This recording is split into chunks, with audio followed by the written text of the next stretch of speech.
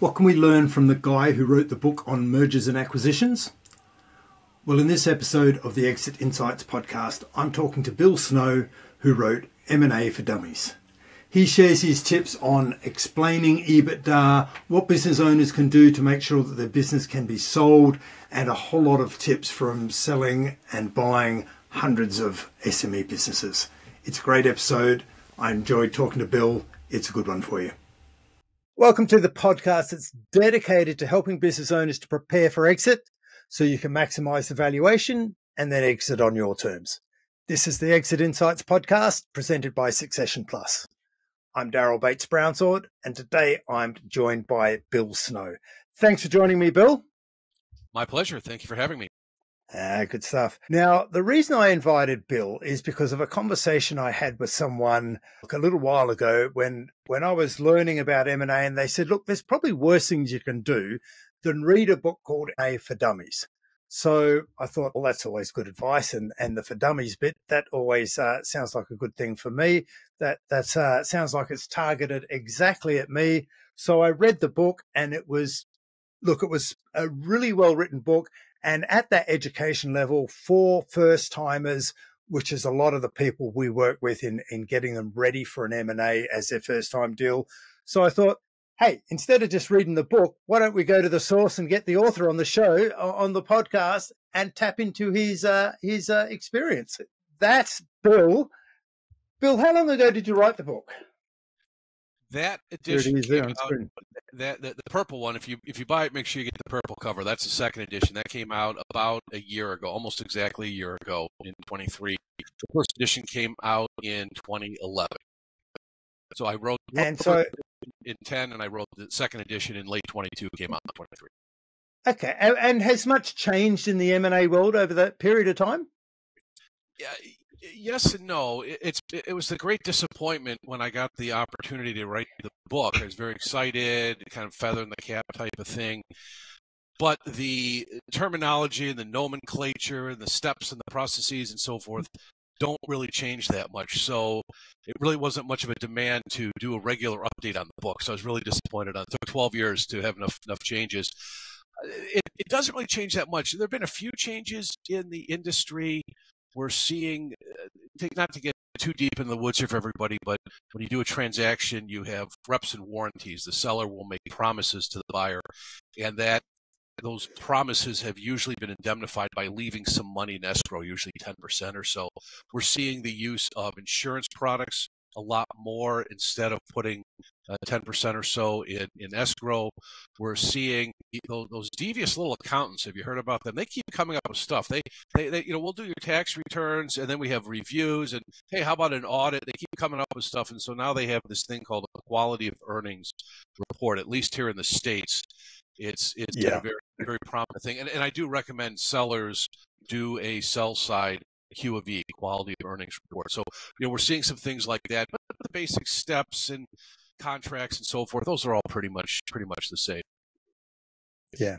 So in dummies terms and in I guess even simple language, what does a quality of earnings report cover? Because it's not a term that's used in the UK.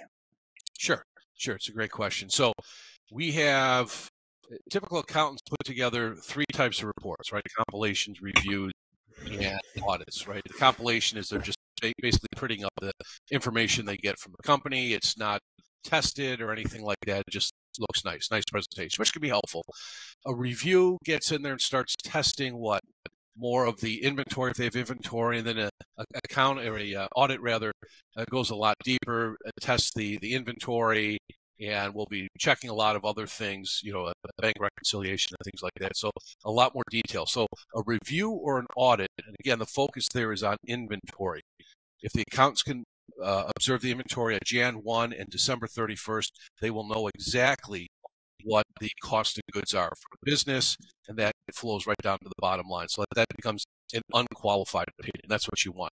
So those audits or reviews sets up this fabulous thing called EBITDA. Right, or as a client once called it, EBITDA but due, earnings before interest, tax, depreciation, and amortization, right, which is this horrendous thing that we use as a baseline to determine the value of a business, EBITDA. The quality of earnings report quantifies adjustments to EBITDA, right? So we're seeing a lot more. You just don't see, if you get a document from a creature like me, an investment banker, we just don't have EBITDA. It's adjustments to EBITDA, adjusted EBITDA, right? So we might make adjustments for owner's compensation, one-time only expenses, things like that. The quality of earnings report will go through and help quantify that those adjustments are legitimate. So the buyer, okay, you've got $1 million in adjustments. We're going to buy the company, and those $1 million in expenses will go away. The Q of E report, the quality of earnings report, will help quantify those adjustments for the benefit, frankly, of the buyer. Yeah. Okay. So is it a case of saying, because this is, when we're preparing valuations, we'll always have a look at the financials, and then we go, well, what we need to do is adjust them so that the profit will look like if someone else owned it, because, right. If you're having that conference, and some of the things we talk about is if you've got that annual conference in Spain, nudge, nudge, type of thing, will the new owner want to go to that conference in Spain every year, or is it just a bit of a perk? How many cars are you running through the business? How many cars does the business really need? And as you said, if there's any legal fees, consulting fees that are one-off, what are the extraordinary issues to the accounts that make them unusual? So what's the real earnings? Right. And then does it include extracting things like, EBITDA, I think I've heard it termed as nonsense profit or something even less friendly, because it's just gone. It's meaningless. I want a real number of going, what's the real cash that's available to me as an owner that I can spend or extract or reinvest in the business? Because before tax is not real helpful. Yeah, and right, those are great points. And EBITDA is just meant to compare apples to apples, right? You strip away all the extraneous factors, the taxes and interest earner paid, and having to spend money to buy equipment and to depreciate that. If the business could operate in a vacuum and just crank out the product, what is the revenue? What would the profit be? And it's a good exercise for that. But a big misnomer I think a lot of people have is they think EBITDA is cash flow. I've dealt with people negotiating transactions, and they think EBITDA is cash flow, and it's not. Most people don't know how to build a cash flow statement, which they should, because especially if you're a growing business, you're going to need cash well ahead of the actual sales. But one of the big issues, and you raised some good points, the cars and the trips to Spain and things like that. I don't know how you guys run your businesses overseas, because certainly in America, we don't do that kind of stuff. Shame on you guys. But are you kidding me? In all seriousness, I call it a Frankenstein's monster, right? Adjusted EBITDA. And I've had clients do this. Oh, we can make adjustments, and they're throwing everything in there. Now, if it's a legitimate one-time only expense, okay, you had, a severance or for somebody, and you gave that person $20,000, and you've never given anybody severance, and that's just not normal course. Okay, we'll add that $20,000 back. Or if you had a lawsuit and you had to pay $100,000, and it's the only time you've ever had that, you probably never have one again. Okay, that's a legitimate add back. But what you'll see is people coming up with $20,000, $30,000, $40,000 of adjustments every month. Well, it's a one-time only thing. But if every single month you're going to have $20,000, $30,000, $40,000 in something, a buyer's going to say, I can't add back. You're asking me to add back, $500,000, let's say. $500,000. I don't know what it's going to be next month, but it seems every single month you've got 20, 30, 40,000. I can't do that. So those Q of E reports will help quantify that. What is legitimate and what is ongoing? And another big issue is, owners will add back their full compensation. And maybe that's legitimate if they're not needed. But if someone is taking out, say, $1 million a year running a business, and you could hire a capable general manager, president, whatever, for $300,000 all in, and so forth. Well, then you can add back $700,000. That becomes, that's a bit of a massaging there between buyer and seller. So if you can have an accounting firm that's going to be able to do some research and say this is a good number for a replacement CEO, that adds a lot of weight and a lot of credence to the report. Brilliant. And that's really helpful for defining it, because a lot of business owners and the business owners we're working with and the business owners that are, I guess, make up the bulk of the economy are only ever going to sell one business. And for a lot of them, if you were talking to one of those business owners, Bill, and they said, my accountant's been doing EBITDA all these years, but I've never really understood it. Well, how would you define EBITDA to a business owner in terms that make sense to them? It is good and bad things about it. It is used for, as we said before, for valuation purposes. So you can compare companies to companies in terms of what the profitability is if you strip away the taxes, because the taxes might vary here in the state, state to state, certainly from country to country, the taxes might differ quite a bit. It takes away the interest that you're paying. It takes away depreciating non-cash things, but you're still out the money if you're depreciating. If you bought a piece of equipment and you're depreciating it over 10 years, you're still out that cash. And so, Yeah. And you've got to replace the equipment at some point as well. right. And so I think it's a useful exercise to some extent, but it misses a lot of other things. And that's why I always implore the business owners to pay attention to their cash flow statement. Most of them don't know how to read it. They think it's a bunch of gibberish, but it is the most important thing because it will separate how much money the company is generating from operations and then how much it's spending on investing in the company, right? Buying equipment, because you want to look at that. So if there's a lot of capital expenditures, you'll see that in the investment section of the cash flow statement. And financing is the business selling stock or borrowing money to prop itself up. And even going back to the operations, how much is it really making from operations? When you look at the cash flow statement, you can see, okay, well, are we generating cash because we're collecting receivables, or because our payables are going up and we're not paying our bills, or because we're paying off or selling off inventory for pennies on dollar? What's going on behind the scenes to create that operating cash flow? That to me is by far is the most important statement. EBITDA is good. I think it's a good exercise, but that's really for valuation purposes when you want to sell the business. I think business owners should pay very close attention every single month, every time they look at their books, at their cash flow statement.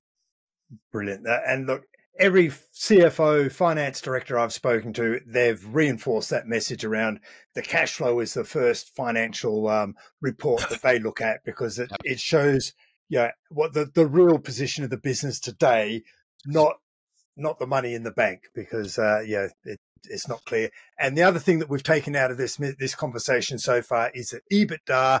Look, you don't really need to know about EBITDA unless you're selling the business, and it's a great comparative tool for effectively buyers to compare one business with another when they're evaluating businesses for acquisition. So there's something on EBITDA.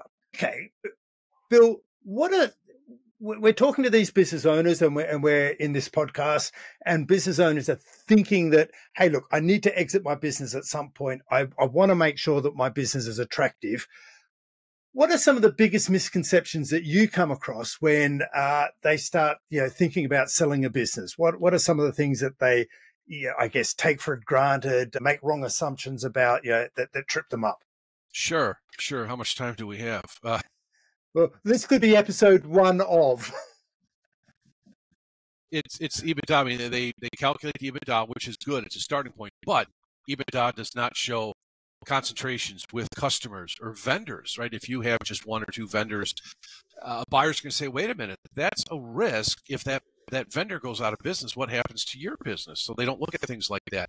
Quite often they look at EBITDA in terms of a short sample size, and they want to get the maximum multiple off of a short sample size, and most buyers are going to look at multiple years of what's going on, so they get a sense of the trends of the business.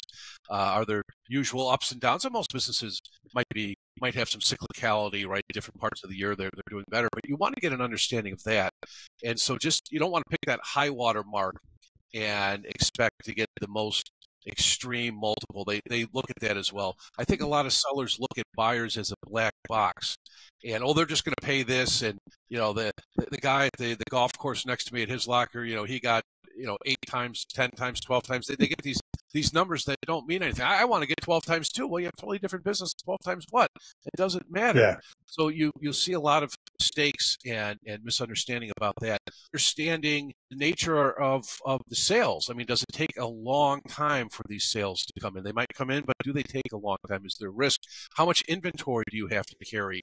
Most business owners that I know, and I don't blame them for doing this, they don't use just in time, right? As if they read some sort of Ivy League handbook on how to run a business.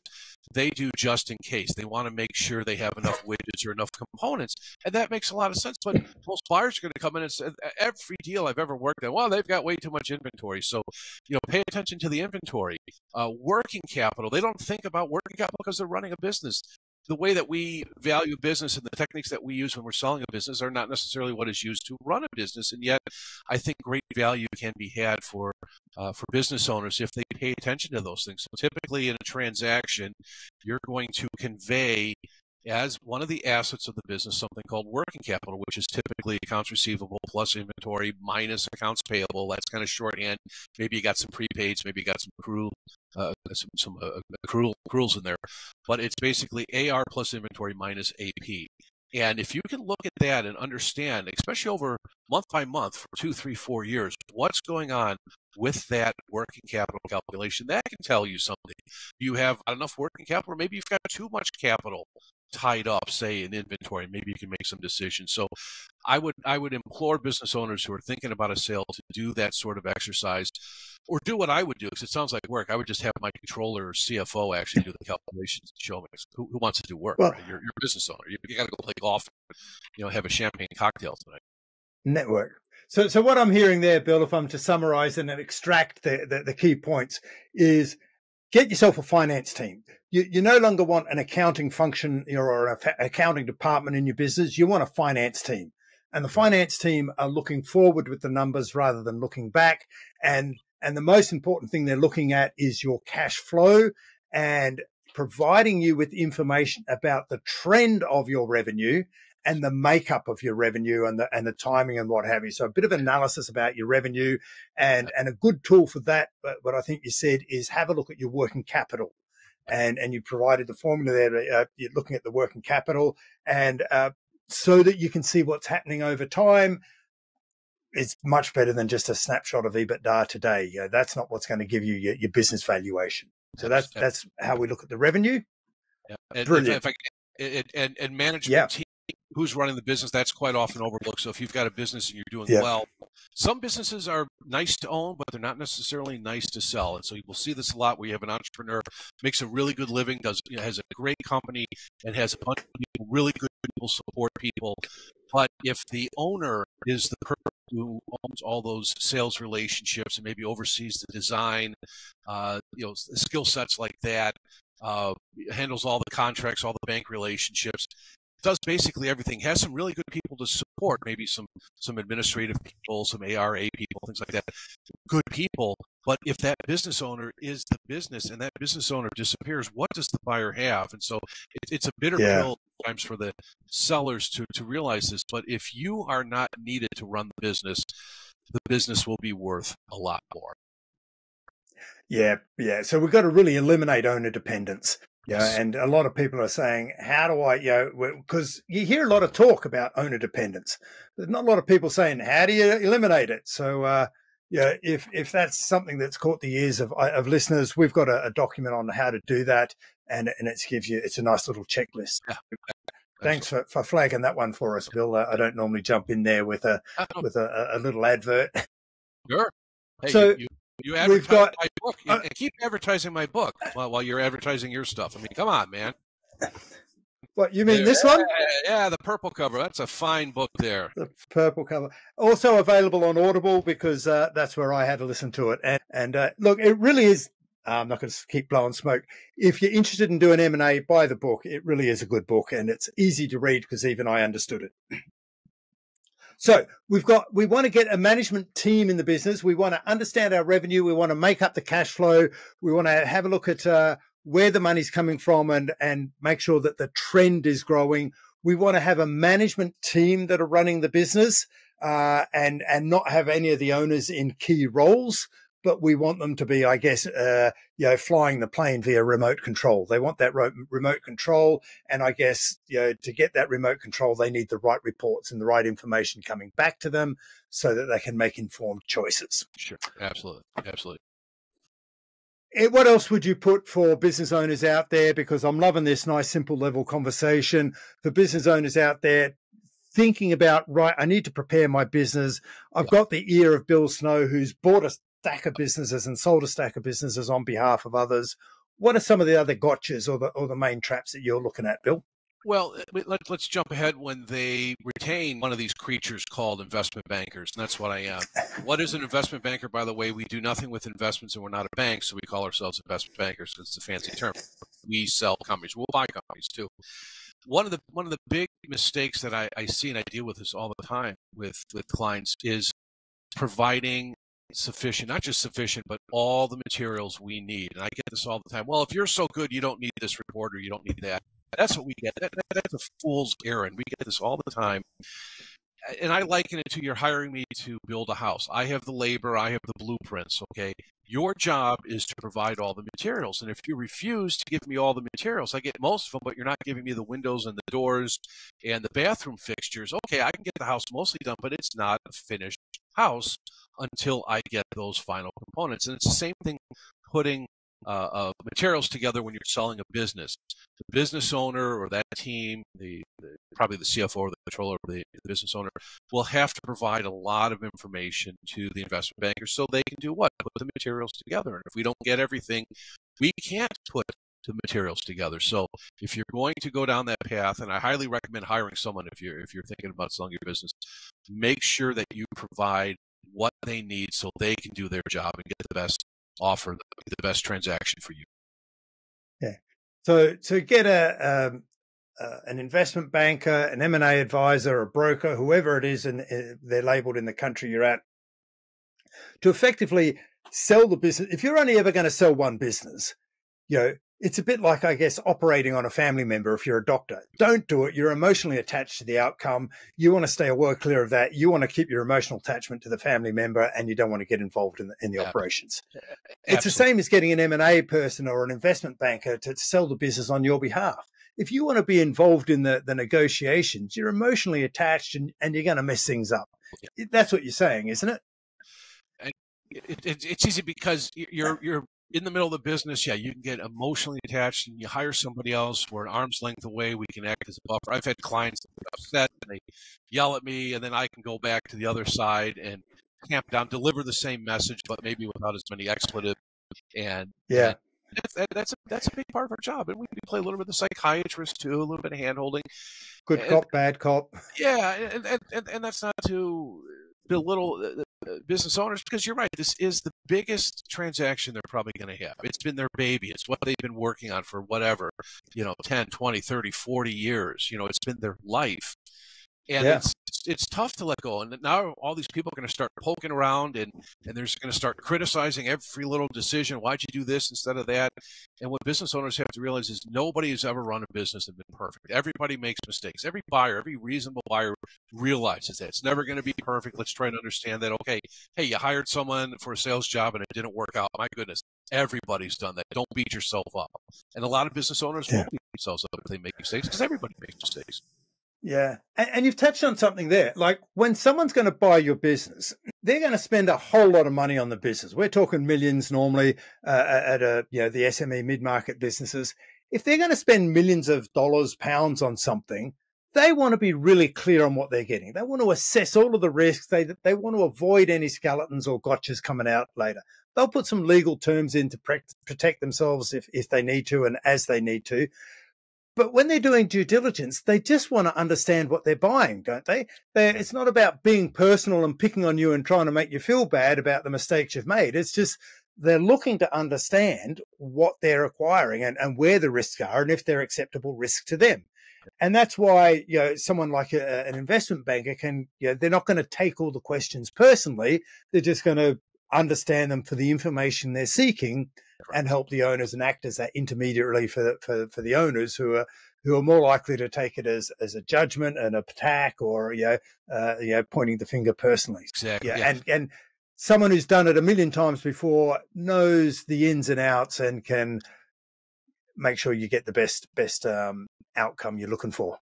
Yeah, absolutely. And you touch on something there too, and this is something I talk about with prospects and clients, is you want to transfer value, not risk. And so a lot of people, we know we have a problem, and they want to offload risk.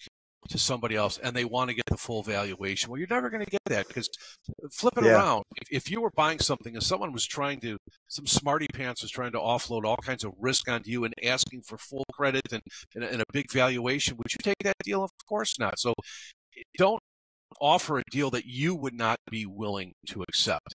So if you can focus on creating the value and reducing risk for yourself, guess what? You're transferring the value to the other side and you're reducing the risk for the other side. If you can do that, that will have a big impact on the valuation of the business. So given that, we want to, it's a really good point. Like, we need to understand it. And a lot of buyers, and I guess if it's their first time buyers, it's almost as if they think, first time sellers, it's almost as if they think the buyers are inexperienced in this process as they are.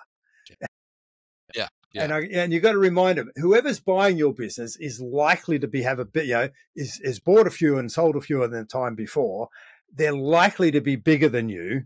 Yeah. We want to make sure that, they're not going to, if you're well prepared, you got less chance of being bullied and pushed around in this process. Absolutely. And that's what I tell business owners, the possible sellers, is the buyers, they're not new to this. They're certainly not going to be inexperienced in terms of business. They're going to be sharp and experienced and savvy just like you. So you're not going to be able to find the greater fool in this kind of game. Another mistake I think that sellers make sometimes is, okay, they want to sell, they want to retire and cash out, and they deserve to do so and get the best deal, the fairest deal, of course. But sometimes they will look at the buyers that they're negotiating with as if the buyer must do a deal. And you have to understand the buyers can walk away. It's probably easier for the buyer to walk away than the seller to walk away. So if you push too hard, look, I'm all for negotiating hard and getting the best deal and being creative. But if you push too hard, the buyer doesn't have to do the deal. They just walk away. It's not like someone is putting a gun to their head. You must get a transaction done, and you can put the screws to someone. No, if you get irrational, if you're asking too much, the other side will simply walk away. So that's a big part of what we do as well as investment bankers. Is read the room. I liken it to a poker game where the big thing that whenever I say that, people think bluffing. They think poker's about bluffing. No, for me, a game like poker is about understanding the strength of your hand and then reading the other table and trying to determine the strength of their hand and then acting accordingly. So if you have a weak hand, what do you have to do? You have to figure out how you can get out as cheaply and quickly as possible. If you have a strong hand, that's great. But I think the biggest mistake that a lot of business owners make is they have that strong hand and they overplay that strong hand. So if you're playing poker and you get dealt a great hand and you start betting really high numbers, the maximum bet or whatever it is, what's everyone going to do? You're going to signal to everybody that you've got a great hand. They're all going to fold. And instead of being able to milk the pot and get a nice hand, you've won the ante. So you've had a strong hand, you've misplayed it. The same thing goes for business owners. If you have a strong business, you don't want to overplay a strong hand. You'll end up with nothing. Yeah. So, and we want to let our, not be led by our egos, I guess, in this scenario. Absolutely. Absolutely.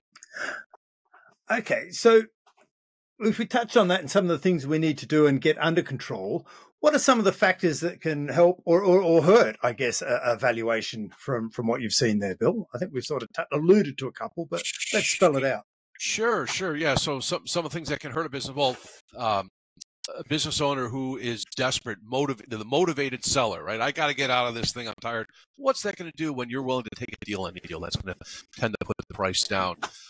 Companies that are declining revenue, declining profits, those can be really challenging to sell. Most buyers are going to sit on the sidelines and wait till things bottom out and then start coming back up for the value of the business. We said have a lot of capital expenditures. We talked about EBITDA due, as that former client of mine once called it. And CapEx is not part of EBITDA. And so if a company has a lot of capital expenditure needs, that can be have a dampening effect on valuation. Right. Customer concentrations, vendor concentrations, long sales cycle, a product or a service that has very limited barrier to entry. Anybody can do it. So things like that can have a negative impact. If you have a business that has a high amount of reoccurring revenue, especially if it's contractual, reoccurring revenue. Those tend to be valued very highly. So if a business doesn't have reoccurring revenue, every single month you start at zero and you've got to fill up again. That business has value, but it's not going to have as much value because that's added risk that you got to get out there every single month, every single day, and make sales. So those are some of the things that can impact the business. Little things too. A messy, unkempt facility. We had a client a number of years ago, nice business, really high margins in the business, but it was really messy. It was an old building, and the owners, they were cutting corrugated and cardboard and stuff like that, and it was dusty, and there was just stuff all over the place, and the place looked like hell, and it scared off a lot of buyers. We ended up getting a good deal done, but I know just the physical plant scared off a lot of buyers. So tidy up things, make it neat and clean. That can have a big impact. Change the light bulbs. If you've got stains in the ceiling tiles from a water leak, fix the water leak and replace the tiles. Little things like that can have an impact on valuation.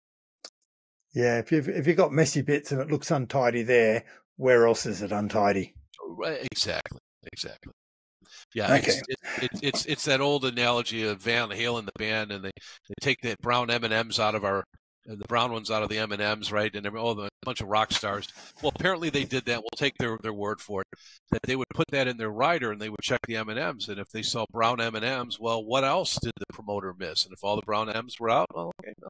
Maybe they actually followed the rider. So it might sound silly, but little things like that, yeah, they can be a tip off to bigger problems when you have little issues. Yeah. Well, it shows the attention to detail, and that applies everywhere. So, Bill, you've operated on both sides. In your experience, what is it easier to buy or sell a business? They're both. They're brain damage work, and I tell everybody, don't do it. You don't want to do this kind of life. Go do something else. Go fall down a flight of stairs. You'll have more fun. Selling a business is quote unquote easier. It's not necessarily easy, but it's easier. Selling a business, everybody thinks finding the buyer is the hard part. Finding a buyer is easy. I don't get retained to find buyers. That's easy. Getting a transaction done that makes sense for the seller, that's where I make my money, and that's why you hire somebody like me. Buying businesses is a lot more difficult, and everybody thinks that's going to be the easy part, right? We're used to going to the grocery store. Shoot, we're out of dog food or milk or bread or whatever. You go to the store and you pick what you want and you come home. No big deal. We're used to that being able to select what we want when we buy. Roles are reversed when you're trying to buy businesses. You're basically selling yourself. You're selling the biggest commodity in the world, which is money. And so it is really hard for sellers to get the attention of buyers because most business owners don't want to sell. And the business owner, especially if the business is a good business and growing and no concentrations and all the positive things that we've talked about, that business is going to trade probably for a strong price. It's going to have multiple suitors. That business can be only sold one time. And so it is hard for the buyers to get the attention, put something together. It is really hard. I call it brain damage work. So don't go do it. Don't try and buy it. Sell your business. Everybody should sell their business. So selling's easier. So what do you do? We've talked about all the businesses that actually get to you and get to the point where you go, yeah, we can sell this. What do you do there? Because we've heard the stats that 4 out of 5 businesses that go to market just don't end up getting a deal. What do you do when a business owner comes to you and they say, Bill, I want you to sell my business for me, and you have a look at it and you go, there's no way I can sell this business? So a 2-part question.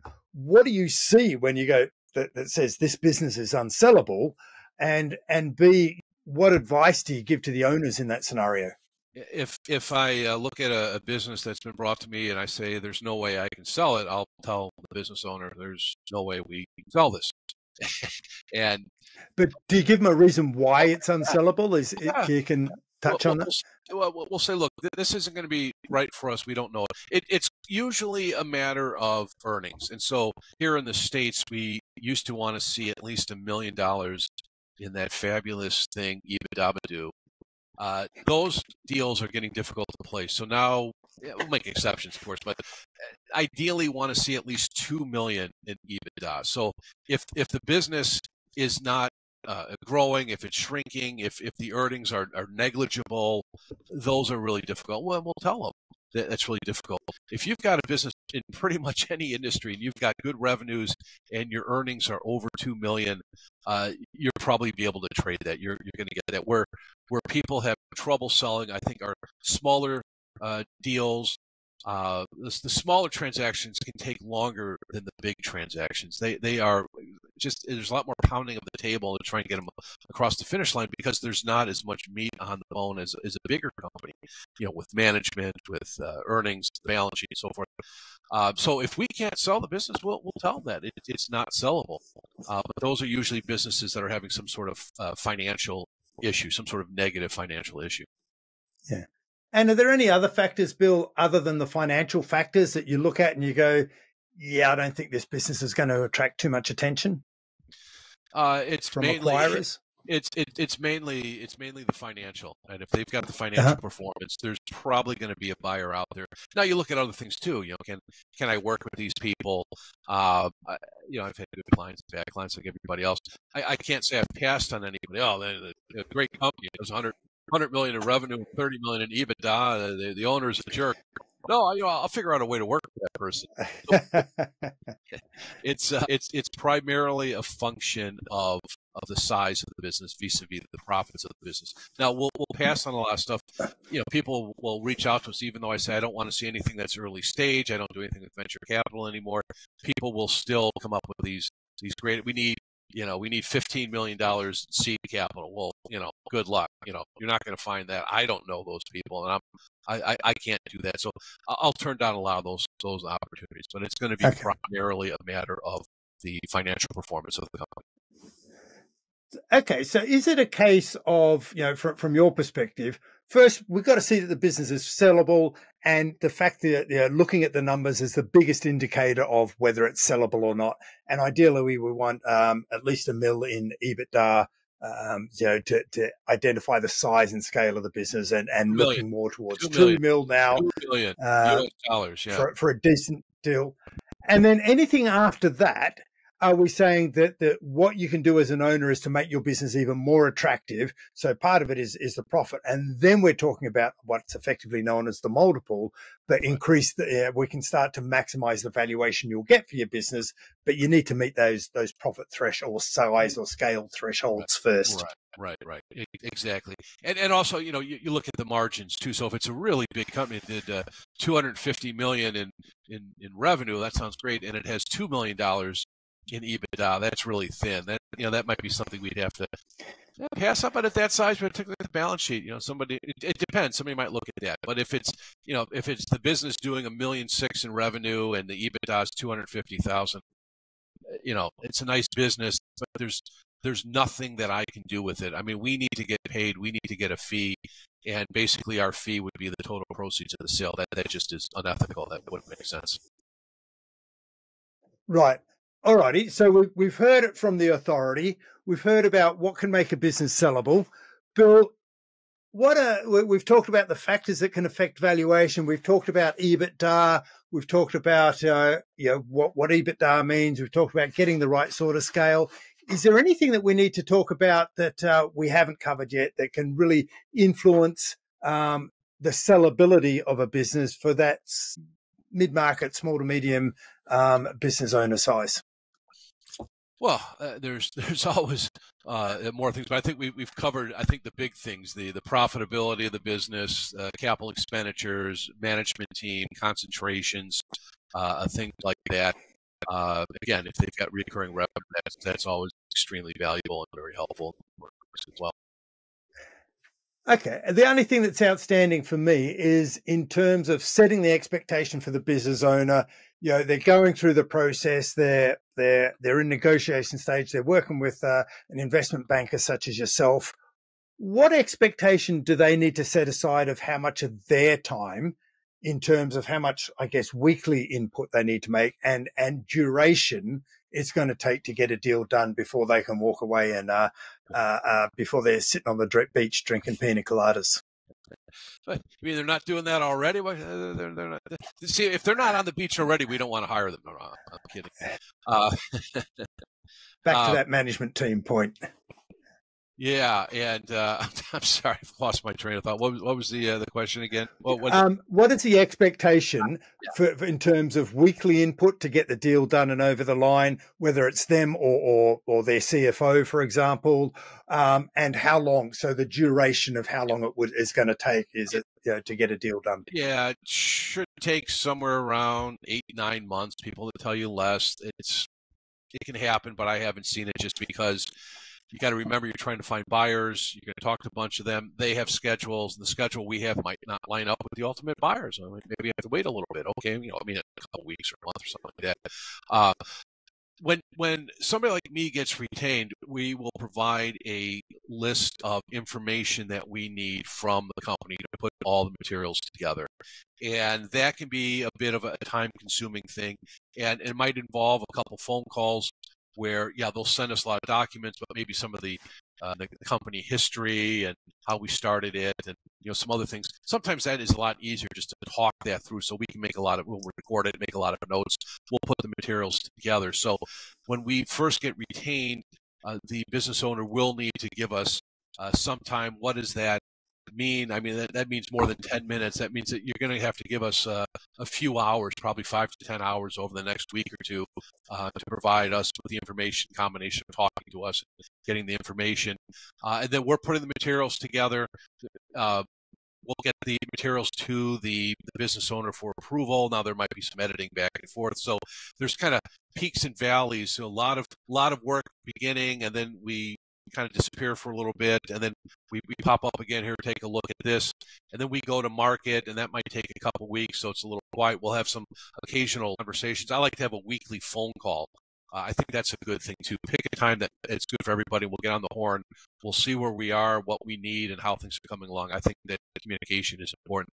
We'll get offers, and then sitting down and going over the offers, that's going to take a little bit of time. And then you want to set up management meetings. And so that's usually a bunch of meetings that we'll set up over the course of a week or 2 weeks. That's not necessarily 9 to 5 for 2 straight weeks, but you want to have 5, 6 meetings, 7 meetings, something like that over the course of a week or 2 weeks. The meetings are usually, you do one in the morning, one in the afternoon type of thing. And then we negotiate, the investment bankers negotiate, we'll have regular communication with the business owner. So selling a business is a full-time job, but you'll have a little spike when we get first retained, another spike when we're doing the management presentations, and then maybe a little spike at the end as we're working on the purchase agreement. Okay. And in terms of the business side, how many people from the business should the owner include in these conversations? I like to keep it as close to the vest as possible, include certainly the key people. Any other owner of the business should be included and certainly should know that this is going on.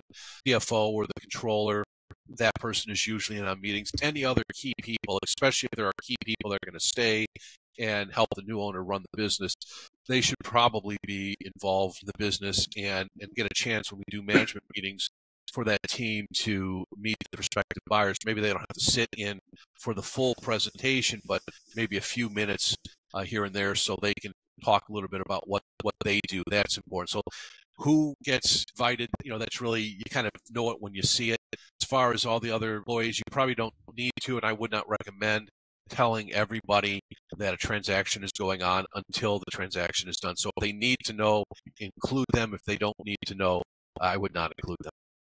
Yeah. Otherwise, we're just risking anxiety, and and the deal might not proceed. Right, and that can happen, and maybe it's a problem with the market. The company's doing fine, but the buyer and buyers maybe have bowed out or whatever. Those things happen, and so if you tell everybody, you tell your staff, hey, we're going to sell the business. I had a guy do this. I said, don't tell people you're selling the business till the deal's done. We didn't even have an LOI. We had a piece of paper. We had an indication. So to set up the first meeting with the prospective buyer. And what does he do? He goes through his office with this piece of paper. Our problems are solved. I'm selling the company. And of course, it was a struggling company, and we didn't get a deal done. There was a lot of issues with it. But the problem there is, even in a good company, that company I'm talking about was a struggling company. But even in a good company, if the transaction doesn't get done, wait a minute, didn't the owner tell us 6 months ago, a year ago, we were going to sell the business? Well, should I be dusting off my resume? Are we having problems? He hasn't told us. How come this thing hasn't sold? So you want to be very careful with this. It's just like any client. You haven't won a new client or sold to a new client until the money's in the bank. Exactly. Totally agree. Brilliant.